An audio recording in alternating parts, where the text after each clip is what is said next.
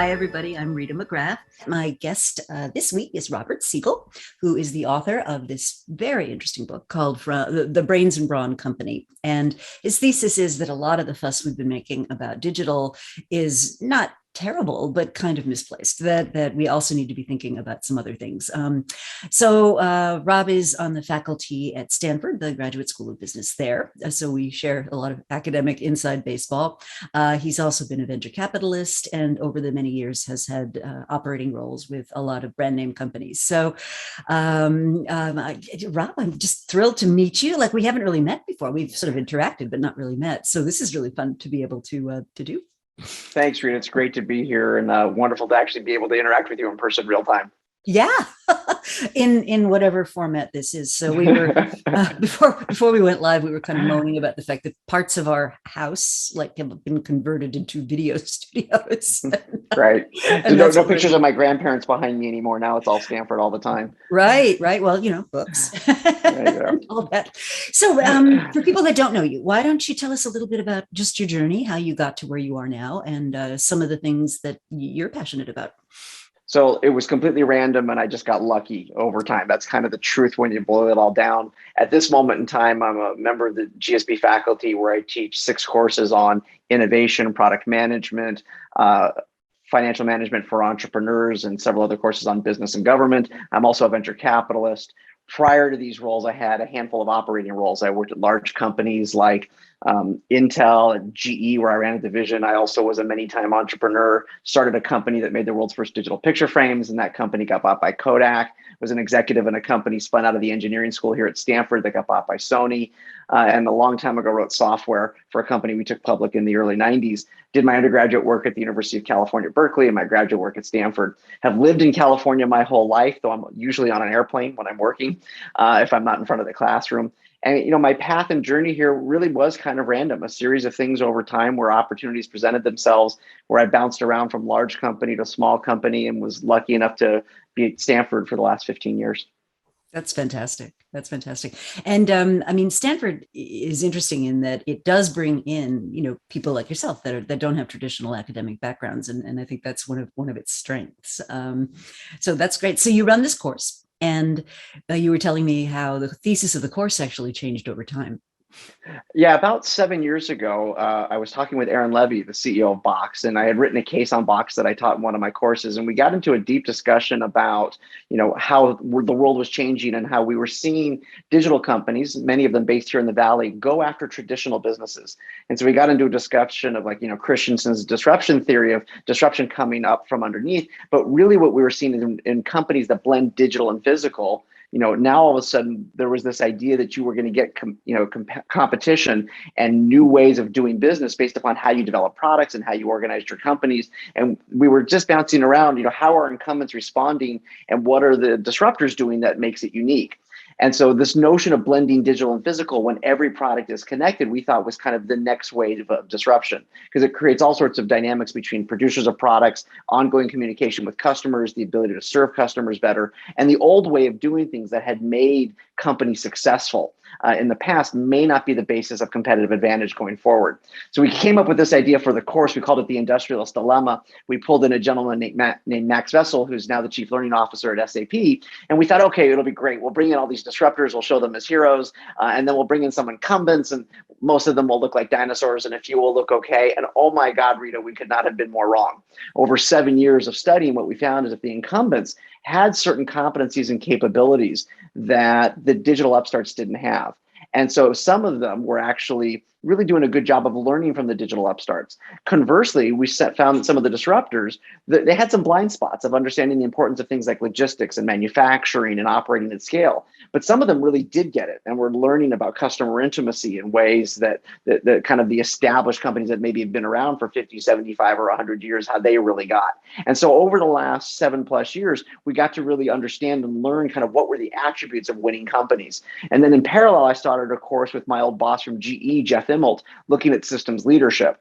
And the idea behind systems leadership is that the leaders today need to have a different set of skills and competencies that they did in the past. When everything's connected, leaders really need to understand, what happens when functions inside of an organization interact, and what are those dynamics? What happens when all of your products are connected, how you have to interact with those in your ecosystem?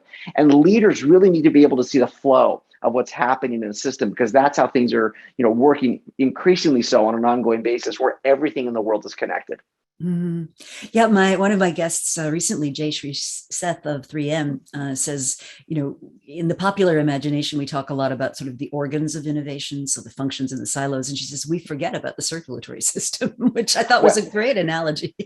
My colleague Robert Bergelman, one of my most treasured mentors here at Stanford, often talks about the importance and relationship. You have an innovation group and kind of an operating group inside of an organization, and we kind of keep them separate. And actually, it's the kind of the permeable membrane between those two parts of the organization that really determine how well a company is going to be able to innovate over time. Will the people in the innovation group kind of support and feed and help educate their teammates at the core business? And similarly, will the people in the core business not only appreciate the, kind of the innovation messiness that comes on the other side, but will they take in that data and learn and continue to improve their business? And, that's the notion of the enemy's outside of the building, not inside. And great companies really understand that it's not just that you're competing for budgets on the core business versus the innovation business, but how do you blend both together and then crush the competition outside? And Bob's a mentor of mine as well, and he was absolutely instrumental in advising on my thesis, actually, which turned out to be about how established organizations develop new competences. And what I found is it's actually a measurable, fairly predictable process that you can actually look at. And he was hugely important in helping that. So it's nice to bring that memory back. So okay, so the resulting book, which was, I think, partly inspired by the course, right? It's called The Brains and Brawn Company. Let me see if I can get this right. There we are. Brains and Brawn Company, and it's just full of interviews and anecdotes and stories that just really bring it to life. So maybe start off with just explaining what you mean by brains and brawn and the 10 factors, and how you use that to look at how a company's operating. So I think one of the key insights we captured was that no matter what industry we were studying, whether it was mobility or financial services or healthcare, every leading organization that was doing well had this combination of digital and physical. And the popular press will give a lot of of the glory to the digital upstarts, but actually we found that the companies that really were doing well were the ones that were combining both. And then probably the easiest example for us to talk about today is Amazon, right? Amazon, and with all of their successes, we shop digitally, but yet it's their logistics and their infrastructure and their ability to get us stuff within hours or days that makes us happy customers. So we then started to look at, okay, what does that really mean to combine digital and physical? And the Brains and Brawn framework looks at 5 digital attributes, those are the brains, and 5 physical attributes, that's the brawn. The digital attributes for the brain, the left hemisphere, how well does a company use analytics? The right hemisphere, how well do they handle creativity? The amygdala, how well do they deal with empathy for employees and customers and other people in their ecosystem? The prefrontal cortex, how well do they manage risk?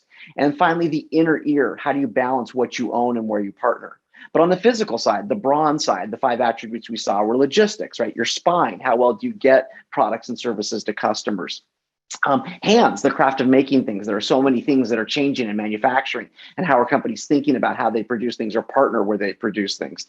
Muscles, how do you operate at scale on a global basis? I mean, look at what you and I are doing right now. Is here we are in our home offices still in the pandemic, but we're able to communicate with people all over the world.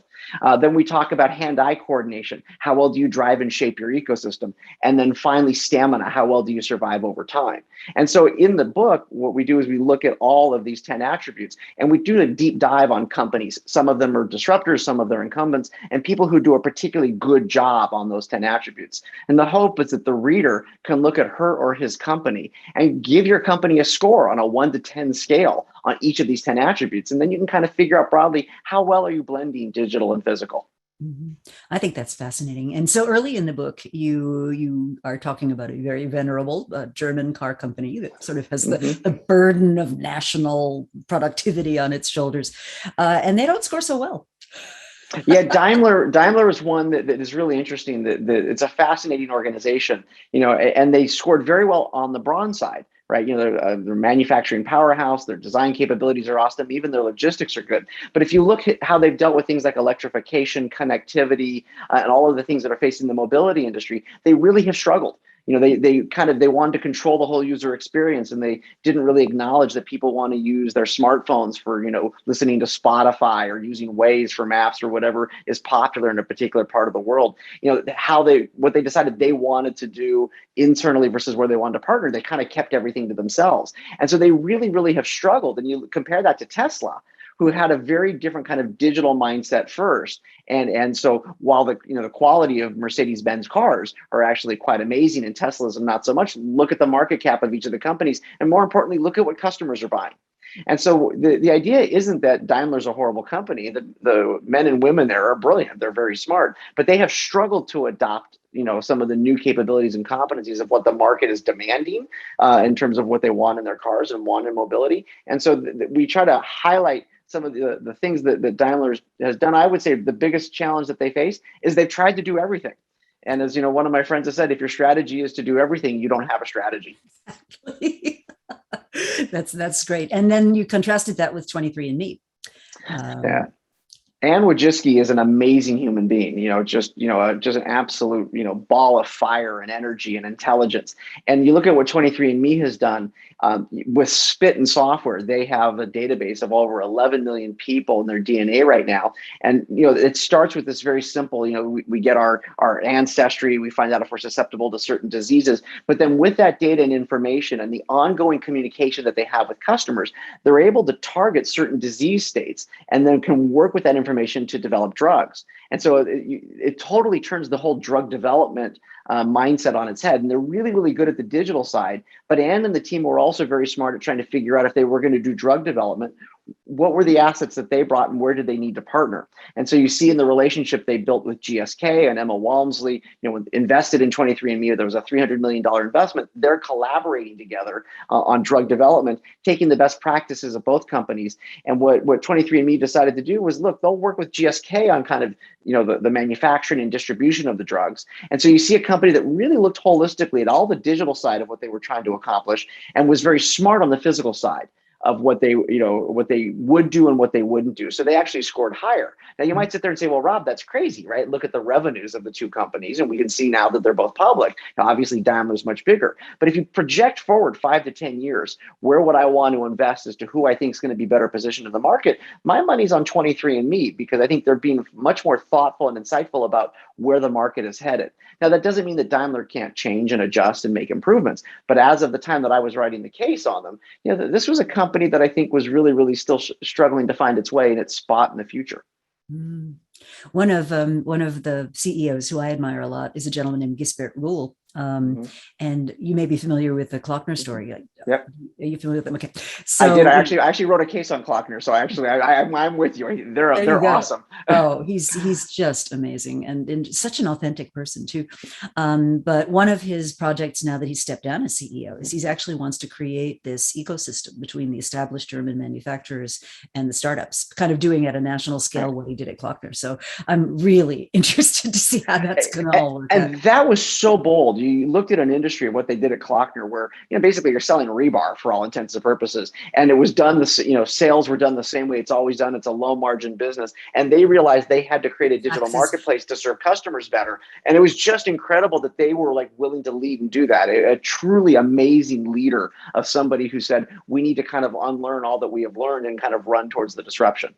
Yeah, very, very interesting. So when these large companies, and I see this all the time, when they struggle, you get this laundry list of stuff, right? Well, innovation is nobody's job. We're afraid of failing. There's no budget for it. Oh, that's too risky. I mean, just this endless list of the normal stuff. When you see companies that are able to cut through that, is there a secret sauce that you have observed? When you've looked at so many cases now, is there something that they have in common, or is it kind of up to individual leaders and leadership teams? Well, so I think the answer is both, but I actually want to start with the second thing you said. It starts at the top. The CEO has to be personally engaged in this and committed to it. And so this notion of the innovation team is going to be this small group of weirdos on the side that we're just going to kind of keep them around to see what happens. That doesn't work.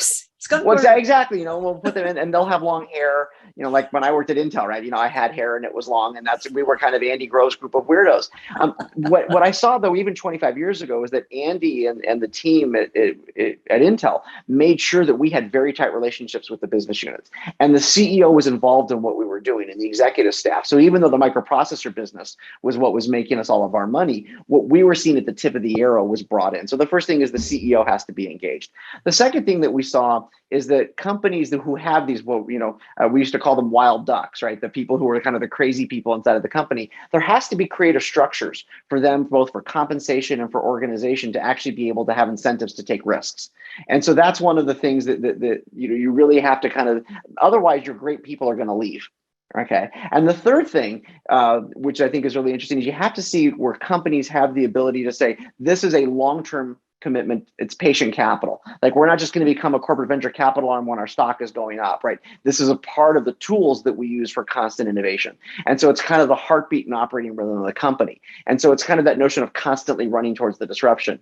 In the book, one of the things I talk about is what AB InBev, when they kind of woke up. Brito in 2014 got his butt kicked by the board of directors for not being innovative enough. And what I loved what he did was he recruited one of his rising stars, a gentleman named Pedro Earp, to become the chief disruptive growth officer. And Pedro's like, Brito, what the heck is a chief disruptive growth officer? And Brito looked at him and said, you figure it out.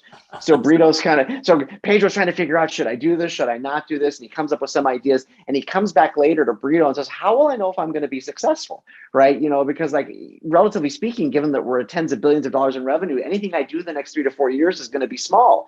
And Brito looked at him and said, you'll know you're successful when your job is no longer necessary, when you've infected the whole organization such that we don't need you. And what I love about that exchange is that, even Pedro had to internalize himself. He had to take the risk with his career, and that he had to know that success was defined as that he didn't have a job anymore. And if you think of people in large organizations who will often want to hold on to what they have, and they've been rewarded for doing that, for building competencies and power and resources. Pedro's sign of success here was, I'm out of a job. And it was the trust that the organization would take care of him. And so I think it's kind of, some of it's the mindset, it's the engagement level, and it's that notion of this is going to happen anyway. So we have to drive the disruption, both at a company level and at an individual level.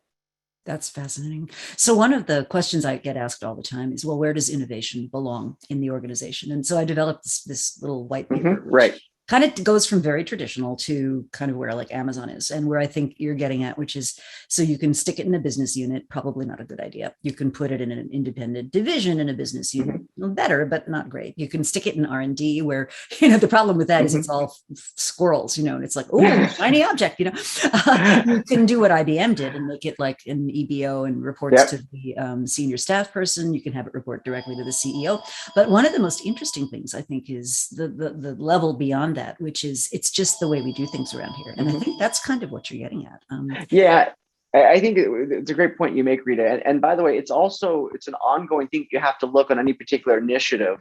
Where does it go over time? And so back to Robert Bergelman, our joint friend and mentor, right? Robert would talk about things will start kind of in a new group, right? We're not sure if it's strategic and it's kind of partially related to the business. And over time, if it's more operationally related to the business and it becomes very strategic, it gets sucked into the core of the business.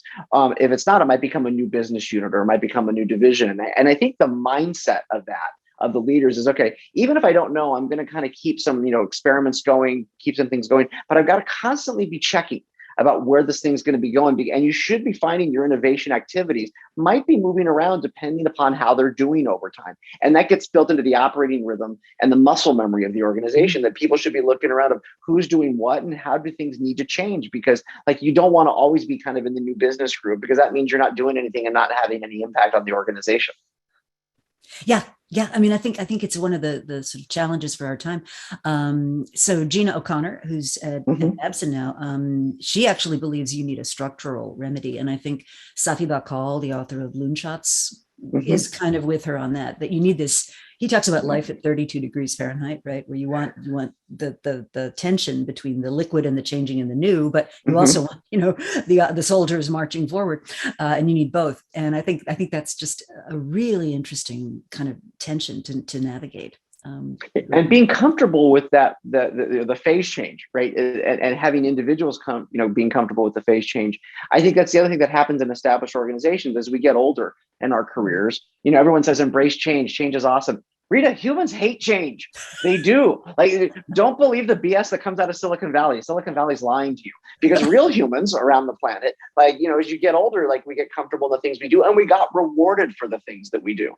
And so now in a world, for example, that blends digital and physical, if you were really good at finance or operations, do you understand what's happening outside of the building that's shaping the finance and the operations of your team? And this is kind of where I think leaders really need to change now, not just at the C level, but kind of at the vice president, director, and manager level, is really trying to understand what's really going on in this world and being comfortable with that ambiguity.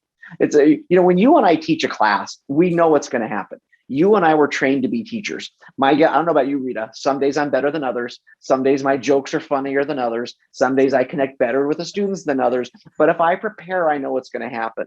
The leaders of these companies going through these kinds of changes right now, what they're going through is really, really hard, and we don't know what's on the other side. And so you kind of find that the leaders have to be comfortable with that ambiguity and the disruption, and also understand that it's not normal for them to be comfortable with that. And kind of that duality of the systems leader of understanding that this is really hard, making sure that they can kind of control some of their emotional impulses to whatever stimulus they're getting at a moment in time. You have to simultaneously be able to think through things, but also act quickly when your customers need it. Well, it's like that balcony and the dance floor, right? Yeah. You're constantly moving between the two. One of the previous topics of one of these talks was a thing called the CEO test, a book called the CEO test. And one of the things they talked about was that in today's environment, you really have to be comfortable in your own skin. If you're not, it will just kill you to have to adjust to this, because there's no recipe. There's no recipe. You have to start with who you are and where you are, and go from there. Katrina Lake, she's the chairman of Stitch Fix and the former CEO. She taught us a couple of great things in our classes. And two things that she said that really stood out. The first thing is she would ask her direct reports at least once a year, if you were hiring for your position today, would you hire yourself? Right. You ask that in a room full of executives, and you kind of watch everybody in the room stops, right? Because that's kind of a scary question. And I can think of a couple of times in my career in operating roles where I realized that the world had passed me by and I hadn't kept my skills current or my mindset current. Mm-hmm. And so kind of just being comfortable of okay, yeah, I'm hitting my stride, or hey, you know what? I'm actually not doing my job well, and being able to internalize that and understand that first for yourself. I love that question that Katrina asks us, because that gives us the ability to be thinking about, what do I need to do to improve and be better at my job? The second thing that she kind of asks of her team is that when they're hiring, is this person a culture fit or a culture add? And that's kind of, again, that mindset of, we want people who are going to fit in, right? I've got colleagues here at Stanford who talk about the no A blank rule, right? You don't want people who are jerks inside of your company. But on the other hand, are you really growing your organization with people who, you hope that they fit, but you also want them to be adding to the culture? And that's kind of that mindset of, what's the team that you're building, right? Because individuals don't win championships, teams win championships. Well, and it's a fascinating question to me, because there's a lot of research, and Bob Sutton's work would be part of that suggests that high performing companies have very strong cultures, and you fit with that culture or you don't. So one of my favorite stories is one of my MBA students back in the day did a summer internship with I think it was with Disney, and she absolutely hated it. It was like everybody was smiling and Mickey Mouse, and you're a guest, and everybody she did it. And then when she graduated, she was in the creative arts. When she graduated, she took a job with Marvel. She loved it. It was like, everybody's crazy, and we're making cartoon characters, and who knows what I'm going to be doing tomorrow. She loved it. She loved that kind of much more chaotic environment. So here's the dilemma, though, which is strong cultures tend to produce more homogenous points of view about the world. And so my hypothesis would be, there's a period of time in which you have the culture and it kind of matches what's going on in the external environment. And then what happens is you sort of get out of fit. And that's when you need to bring in almost the genetic variations. Absolutely. And there will be some people who will get the change internally and will go along with it. some people who will eventually get the change, and some people who will never get the change. And so when Beth Comstock was at GE, she actually told that story to my students about, like, the students asked her, where do you spend most of your time? And she said on cultural issues, as they were trying to drive digital transformation at GE, which had some wins and some challenges. And so when she said, the student asked her, what's the ratio of your employees? She said, well, a third get it right away, a third will eventually get it, and a third will never get it. And the student said, well, what do you do with the last third? And she said, well, we have to coach them out. If they're not going to be on board, they have to leave. And I turned to the students and said, let me translate. Beth just said they have to get rid of 100,000 people, right? Because GE at the time had 300,000 people. And that's a hard thing to do. Right. And in a world where everything's connected, we've got technologies that are increasingly, going to continue to automate things. We're going to continue to have displacement of labor and capital. It's increased, the penetration of artificial intelligence, additive manufacturing, like jobs are going to change. One of the things that leaders need to be thinking ahead of time and anticipating ahead of time is how are they going to, help their teammates, basically be ready when certain jobs are going to go away. Like jobs are going to go away and continue to go away as we continue to evolve as a species. The question is, what are we doing, to help our, fellow workers make sure that they're ready, to skate to where the puck's going to be. And we know economically, that's actually better for a corporation, that if you can hold on to an employee and retrain them, it's actually better for the bottom line than having to let somebody go and hire somebody else. So I think it's trying to anticipate some of these changes and anticipate how the world is going to be evolving. That's going to be one of the real challenges for leaders, and the speed with which that's going to happen is going to increase because everything is connected. Yeah, absolutely. So here's one of the hardest things, I think, as you're going through these changes, which is, in the popular imagination, we have these wonderful S curves, and you glide up an S curve and then you leap effortlessly onto the growth path of another S curve. What we forget is there's this J curve in the middle, where you're not where you were anymore. Things are changing, but now performance is actually going to decrease. And, one of the cases you talk about in the book is Adobe. And yes. I thought they took that head on in a very brave way, in a very brave way. Well, and many companies don't have that kind of courage. Yeah, and that's leadership, right? Leadership is the ability to say, we're going to transition like Adobe did from, enterprise sales to a SaaS model. And by the way, there's kind of the icky bit, right? Which is in the center there, where in that during the transition, all you do is you look like an idiot, like no matter what you do, because your existing sales are going down, the new sales haven't gone up yet. Stockholders are mad at you, employees are mad at you, just like you can't do anything right. Your dog's mad at you when you come home. It's like, just no matter what, you're stupid, you're an idiot. But the thing is, like, the world's going to change anyways. Like, it's going to change anyway. So you're going to have to run towards that disruption, because either somebody's going to do it to you, or you're going to have to do it to yourself. I remember when I started my first company, that was one of the best pieces of advice I got from one of my mentors, when he looked at me and said, Rob, if there's something wrong with your business, make sure you figure it out before your board does. And I think that's kind of that mindset you have to have of, how can we always be making things better? What can we do to improve? At the same time, the trains need to run on time, but you've always got to be kind of also scanning the horizon for what's coming next. Yeah.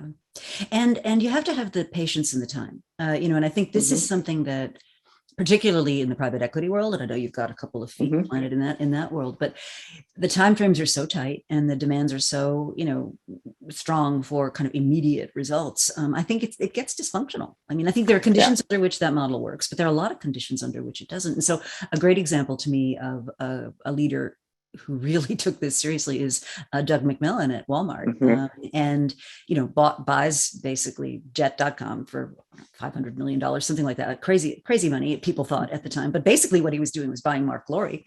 And he sort of said, okay, Mark, here's everything digital at Walmart. I want you to kind of infect the company with this. And it was almost like injecting new DNA, but the board stuck with it. And one of the sort of little known stories, and my partner, Ron Boer, and I talk about this all the time, one of the stories that doesn't get told, right, is because they shut Jet down. They took all the fancy digital brands they bought and they got rid of those brands, and everybody was like, oh, that was a flop, that was a failure. No, like behind the scenes, what it was doing was turning Walmart into this combination brains and brawn kind of company.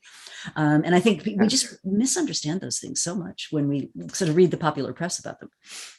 I think two examples that reinforce that point that the listeners might find it helpful. The first is, if you look at when PayPal bought Braintree, right? I think it was an $800 million acquisition, and there was zero value ascribed to Venmo in the acquisition. And yet, if you look at PayPal for about 4 years, the senior leadership team at PayPal was largely the Braintree team. that had come up, Bill Reddy and the team, and so really when they bought the organization, it wasn't just buying the competencies of Braintree, but it was the knowledge and the people. And I think that's one thing Silicon Valley often does better than large existing industrial organizations. So, I mean, the fact that Walmart got it, like you highlighted with Doug, is really kind of an outlier for a large established existing company. Whereas in the Valley, you'll see acquisitions that will be done before it's accretive to the bottom line, where you'll welcome people in. You're not trying to just kind of squeeze out synergies, basically cost cutting. You're basically trying to figure out how 1 + 1 can equal 3. Another example also in the retail space was Target. Right. You look when Brian Cornell came into Target, he worked to invest hard into the physical stores. But Target also, they have 250 PhDs here in Silicon Valley working on data science and data engineering that feeds not only the e-commerce side of the business, but also feeds like design of the stores, and what's the best way to make a great shopping experience, and then combining that digital and physical. And again, both of those examples are this idea of like, sometimes we're going to have to buy acquisitions, and bring people in, but sometimes we're going to have to kind of make sure that we invest in it. What I do know is that if a company sits still, they're going to die. Like humans don't live forever, plants and animals don't live forever. And there's nothing that says a company has to live forever. Like you have to earn that right every day to grow and thrive. Well, one of the things I talk about with strategic inflection points is, you go through an inflection point and you can improve and get better, and you can suffer and get worse. You cannot anticipate this, right? You can't anticipate steady state. So I want to go back to Andy Grove, right? And Intel. And one of the things that Andy was super famous for, and I'd love your observations on, he wrote this great book. Before he wrote Only the Paranoid Survive, it was about managing the organization and the importance of OKRs and what did he call it? He called it high output management. High output management. That's right. That's the one. And a lot of people have said that's like their Bible for management. So how do you sync up this idea that on the one hand, we've got these amorphous, weird, maybe it's a cat, maybe it's a dog, maybe it's a bird, maybe it's a bicycle kind of moments with OKRs and KPIs and all those kinds of things. And Bogdan from our listener group wants to know about that. It's interesting. Andy, if he wasn't the greatest business leader I ever worked for, top 3. Okay, I'll let you rank. I've worked for some great people. Andy had this unique blend of like, he was operationally great. Like he knew how to make the factories run on time. You look at high output management, he talks about, and he uses simple explanations of like how a kitchen operates when you're making, a breakfast. And so he had this ability to explain very, very complex things in ways that everybody in the organization could understand. And he was always on message. At the same time, he always had, the weirdos, right? He had the people that were supposed to push us into our zone of discomfort. And he actually spent time with us, but he also held us accountable.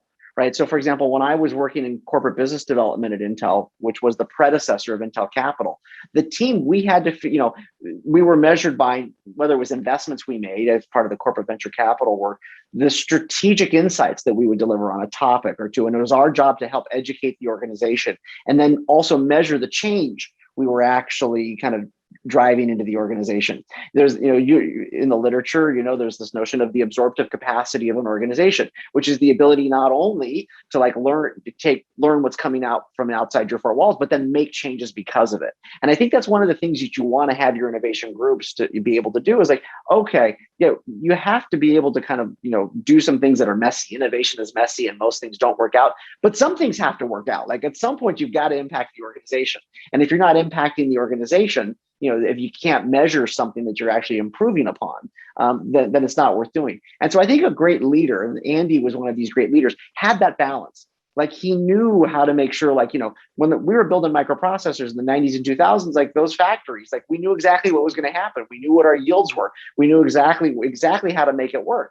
At the same time, on the innovation side, he kind of gave us space, but he also allowed us to, like, we had to come back and say, well, here's what the impact we're actually having. Different metrics for different parts of the organization, but everybody had a metric. And I think the trick was to try to find the right metrics. You don't want to be changing them all the time, but you learn, you'll get better over time as no matter what you're doing on the innovation side or the operations side, to figure out what's the best thing, both, for the near term and also for the long term. Absolutely. And of course, Andy used to talk about helpful Cassandras. And could you describe like, because my understanding is the not the current, but the immediately post management team at Intel did not have that philosophy.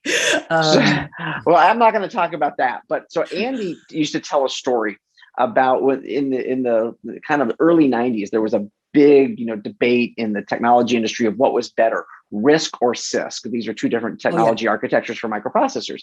And Andy told a story where one of our senior engineers kind of came in and said, Andy, I'd like 30 minutes of your time. And this was, one of our, Intel fellows, somebody with more intelligence in his pinky than most people have in their whole bodies. And this person basically walked Andy through on a whiteboard. Let me walk you through RISC versus CISC. Let me talk to you about what we're doing inside of Intel, and let's talk through the pluses and minuses of each. And so Andy, even though he was, a master of the universe and one of the greatest business leaders at the time, was willing to be educated by somebody who was saying, hey, I'm at the tip of the spear here. Let me tell you what's going on. And Andy was not threatened by that. Andy actually had a fierce desire, just a fierce desire to get it right and not to be right. And so you want to have an organization where your helpful Cassandras, your wild docs, whoever it is, have the ability to be respected and to be heard, and can do so in a way that will actually be effective. And so Andy was the greatest leader I ever saw at that. He used to say that he used to keep 10 of us around, that like once a quarter, he had to make sure he went and talked to the 10 crazy people to find out what was going on. Now, we didn't always get to the top of his calendar right away, right? The people who ran the factories and the customers who were paying our salaries. If he used to say, if Michael Dell called, he stopped whatever he was doing to take Michael's call. On the other hand, he made sure that he also made time for us on his schedule. And again, in high output management, one of the things that he talks about in the book is a leader's job is to manage her or his schedule. And the thing about managing your schedule, by the way, your direct reports are watching what you do. Right? Your direct reports, whatever you do, that's your signal to the organization of what you think is important. Mm-hmm. And so I think, that was one of the things that Andy also understood, that if he kind of spent time with us, it was a message to everybody else. I need to listen to the crazy people because sometimes they're going to teach me new things. That's so powerful. But I agree. It's when I see, and you can kind of feel it when you walk into a company, right? I mean, I remember there was a financial services firm, which I won't name, but I was ushered into the conference room where everybody sat. And the CEO comes in through a different door, right? And he sits himself down in his chair, which is taller than everybody else's chair. And it was just like, I was looking at him going, oh boy. And then he says, oh, and we're struggling with innovation around here. And I'm like, Well, and the trappings that like power's fun. Like it is, power's fun. Let's not pretend that it's not. On the other hand, how does that get in the way? How does that create blind spots? One of the things that we'll talk about in my systems leadership course is, being aware of our own biases. Now, every human is biased. Now, my colleague, Brian Lowry, has done amazing research on bias, right? Bias is not a bad thing in and of itself. It's not a bad thing. That's how we evolved as a species. The issue is, are we aware of our biases? And let me give you a simple example of bias. I think bias in the popular, language of business has been talked about, issues around race and gender, et cetera. But okay, in my venture business, my partner, he was trained as a lawyer. I used to run companies. I have a bias. I look at every opportunity through an operations lens. He will look through every opportunity through a legal lens, and kind of, he was trained as that lawyer. We have biases from our education, where we came from, whatever it is that we've done in our past. And so I think being aware of those biases is a key thing. Another tool that we talk about that can be very helpful is, do you have people maybe who aren't in your organization who can tell you the truth about how you and your company is being perceived to the outside world? Because, most leaders, like, we're not wrong in our own conference rooms. Like, when we're in our own conference rooms, we're always right. The story you tell of the CEO of the chair, the person in that big chair, I bet you his team never told him he was wrong. But, then the question is, do you have people outside who can say, hey, Rita, when the organization is doing this, this is how the market's looking at it. This is how the channel's looking at it. This is how your customers are looking at it. And do you have somebody who can tell you truth in a way that you're willing and open to hear what's being said? Well, and I wonder, are boards now starting to look for those qualities more when they look at CEOs? Because my friend Thomas Chamorro Permusic wrote a terrific book with a very sort of polarizing title called "Why Do So Many Incompetent Men Become Leaders?" And his argument is that when we're selecting leaders, that we confuse confidence with competence. and that the people who project a lot of confidence tend to get a lot more airtime, and they tend to get promoted, and they're more visible and this and that. Whereas a lot of the leaders, and you have a number of particularly women that you talk about in the book, who don't do that, right? They're just kind of taking in, they're absorbing, they're being thoughtful, they're seeing how the system flows. Do you think that's something boards are starting to now wise up to? Because I mean, we've had so many spectacular flameouts of what I'll just call ego-driven leaders that that you kind of say after a while we should be getting smarter about this. I don't know, Rita, is the honest answer. So let me be a two-handed economist here for a second. On the one hand, I think people are more aware that there are different styles and different ways to lead. And I think that the good news is where people are being more open-minded. When I talk about Julie Sweet in the book, Julie's style, to me, she exudes incredible confidence, but also it's through her competence. Like, she's one of the most amazing leaders that I've ever had the privilege of studying. And Julie's style, again, trained as a lawyer, now running Accenture, this is somebody who is like, she walks into the room and it's like, the more she talks, the more you're realizing, oh my goodness, this person is really good, and she's not the brash, bold leader. And so I think there's a world where people are realizing that there's not, one size fits all. On the other hand, I think we completely glorify Elon. We completely glorify Steve Jobs. We completely glorify, the rogue entrepreneur, who puts his or her dent in the universe, even the language we use in Silicon Valley.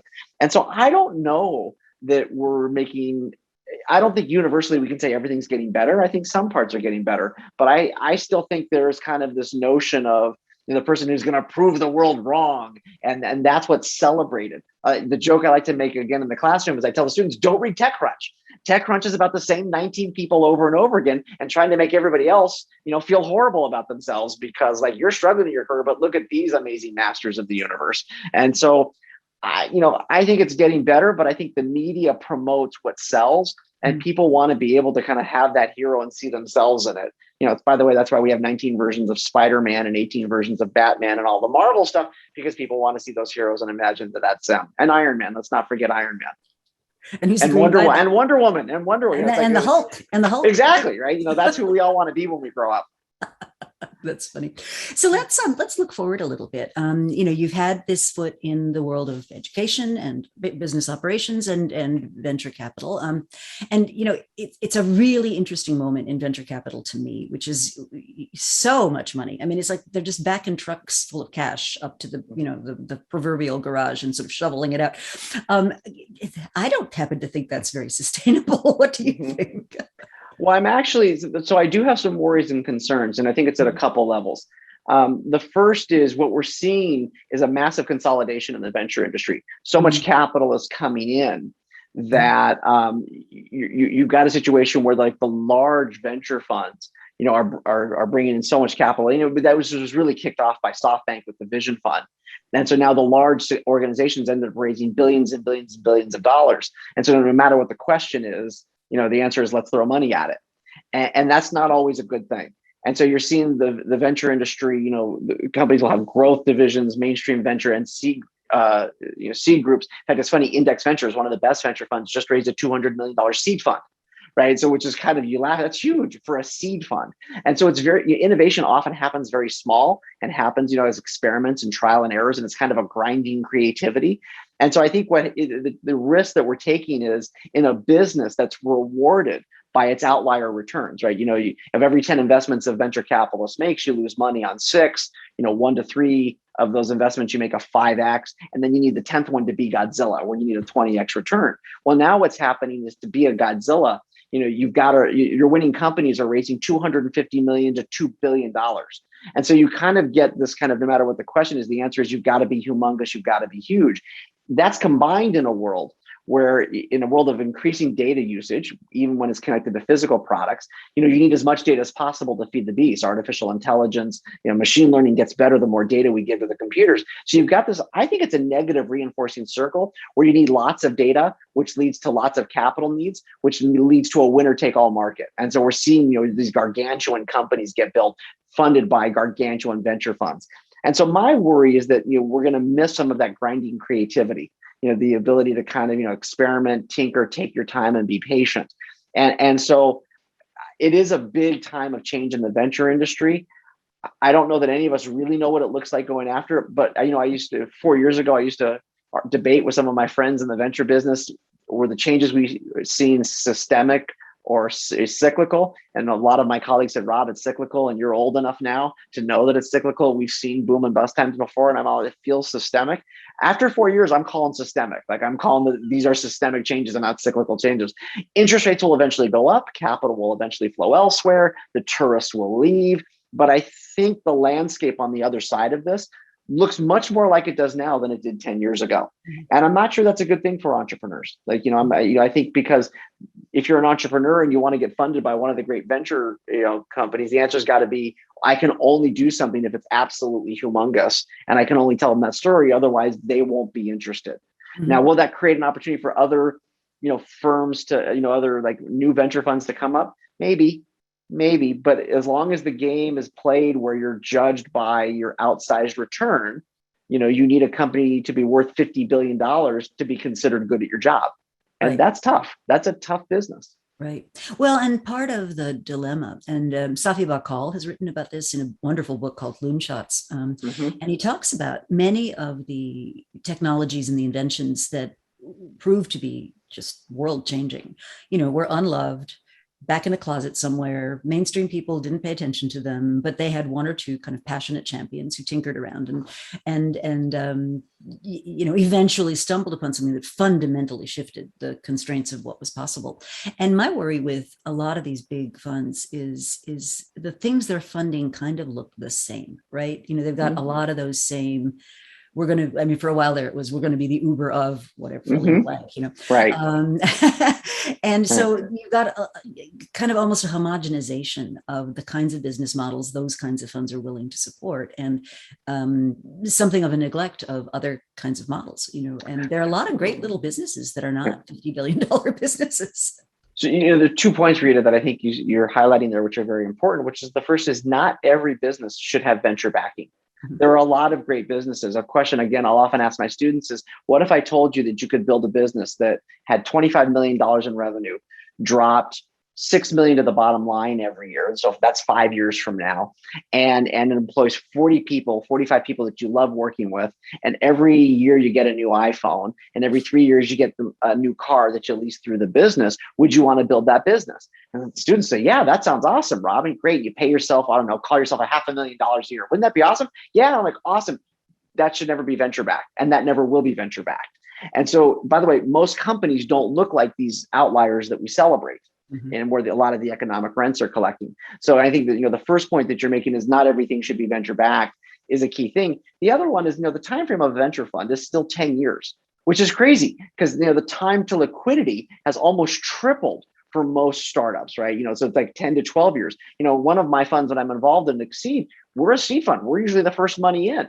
And if the average time to liquidity is 10 to 12 years, and I've got a 10-year fund, by definition, every investment I make is outside the life stage of my fund, right? And so that engenders all sorts of really bad behaviors on behalf of investors.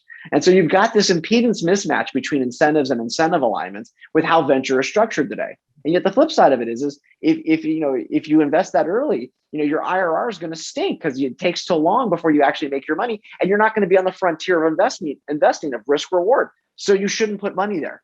Like, and so the model is set to break. The model, it's got to correct itself. Otherwise, I think what we're just going to end up is we're going to have more of this consolidation of larger funds, larger companies, which is then going to, lead to more government involvement and more government, monitoring, which is not necessarily bad given, that dynamic. But that's not how venture grew and evolved and changed. It's not how we, and by the way, breakthrough innovation takes a long time.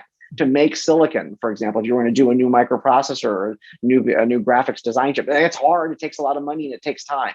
If you're going to do technology that impacts the climate, that takes sometimes 8 to 10 years before it's really working. And so can that be backed by venture or not? Hey, let's do another SaaS software product. It's just easier. Right. So one of the things Steve Blank has observed is that the very nature of that investment pattern and going IPO has really changed. And he points out that many companies, it used to be you'd go IPO to fund your growth, and that you'd have that big growth spurt.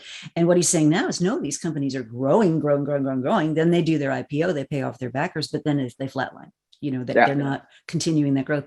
And his thesis is that that's a dynamic that is undermining entrepreneurial incentives. So people don't take equity and no money and work all night long under that model because it doesn't pay off. And the second thing he observes is that it deprives the public investors of the kind of return that you used to get if you bet on an early stage IPO. And I thought that was just a really interesting observation. The economic rents are being collected by the late stage growth investors, the hedge funds who come in. And so the public investors miss it. And then, even if you're an employee coming in, if the valuation is so ridiculously high by the time you get in, you're not going to, be able to make enough money. Even if you just got like a down payment on a house, it's almost impossible to get that. The valuations have to get so crazy. And so I think that we're seeing some of these the economics are not being spread as widely. If you look at what made Silicon Valley work, what really made it work was you had this virtuous system that got going where a company would go public and everybody would make money. Even the administrators in the company may not be a ton of money, but everybody made money. Everyone had options, and that spun off new companies and created new opportunities. And so if people don't have the ability to participate, in kind of the ongoing success of the organization, you got to wonder if somebody's going to sit there and say, do I want to take that risk with my career?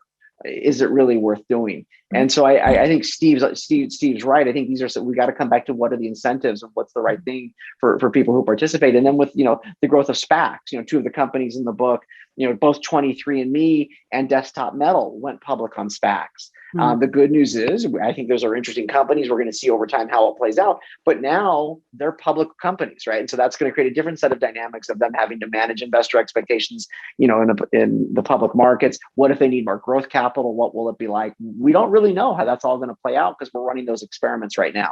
Mm-hmm. Yeah, I mean, and I do think we're at a very interesting moment. We've had just record-breaking inequality, lots of haves and have-nots. There's definitely been a change in the zeitgeist towards things like public investment in infrastructure, moves towards sort of sharing the wealth more broadly. The thesis that any billionaire is a mark of a badly designed economic system. Those kinds of conversations. Do you see that actually resulting in any meaningful shift? I actually find the conversation shallow and uninteresting. Yeah. Because I think that it's creating and fostering class divisions. And I think that's actually not the interesting conversation. I think the interesting conversations we should be asking are along the lines of how do we create incentives for people to innovate and try and take risks and do so in a way where, for example, in our country, how our cities are an embarrassment. Like, no matter, it doesn't matter. It doesn't matter what side of the political aisle you're on. If you go to any of our cities, you look at the number of homeless. Like, how can the richest country in the world have that situation? We've got this.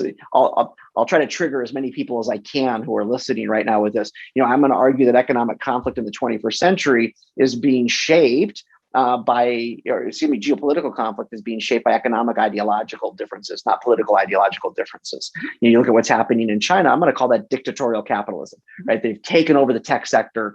The CCP can read every WeChat message. They know where every RMB is spent. But by the way, they've been pretty effective the last 25 years. They've become a global economic and military superpower. They've taken 450 million people out of poverty. From that point of view, not a bad strategy.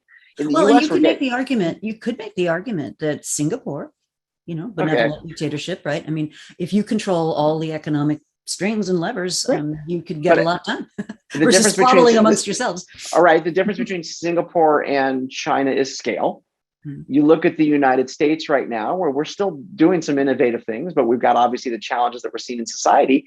Europe has struggled to innovate and yet a higher quality of life. So, by the way, these are the three poles that are out there. So the question is, are those our only three choices? Right? Are those our only three choices in how we're going to deal with society? And I think business leaders need to do, and kind of this notion of seeing the system is like, are you anticipating for your company, how you're going to be having to manage between these three different poles, if you will, because in a world that's increasingly connected, you're going to be doing business in all of these places. And how are you going to navigate through this? What rules are you going to be using as a leader to think through this? How are you going to think about things like human rights, taking care of your labor force, the future of work, right? I don't know what's going to come out of the pandemic for education, but I do know right now from my home office, I have been teaching people in the last month in Riyadh, Saudi Arabia, Sao Paulo, Brazil, Stuttgart, Germany, Kuala Lumpur, and Chicago. Right? All of a sudden, I can reach more people in more places. I know education will never be the same. That doesn't mean that the classroom is going away, but it's going to be about and, not or. And so I think leaders need to be kind of understanding and being aware of all of these socioeconomic issues that you're raising and that you're talking about, trying to think about, well, do we have financial incentives and data incentives that are leading to increased aggregation of larger and larger companies? What does that mean for our fellow citizens? And how do we structure our companies and our cities and our states and our governments in ways that make sense? And I think the biggest difference between the 20th century and the 21st century, the students that you and I are training now, Rita, they're going to have to figure out in business situations how to work with governments in ways that our generation didn't have to. Like, they're going to have to deal with a different set of issues.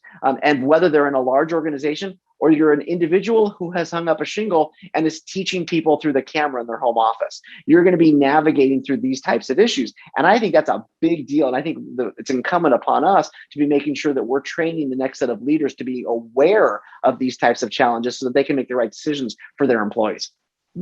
Absolutely. So, geez, that time really flew. So let's just come back to the book for a minute, because I do think it's a great book. Vanna White moment here. So, let's say you're newly landed in a major leadership role. You've read Rob's book. You've seen the light. You want to do Brains and Brawn. What are some next steps? What do you guide people to do? Well, I think the first thing is look at the framework, and you can actually rate your company on these 10 attributes, and like, how you doing? Like, give yourself a score. Are there areas to improve upon, and do you need to be shifting resources from one area to another? So that's one thing I think that any leader can do.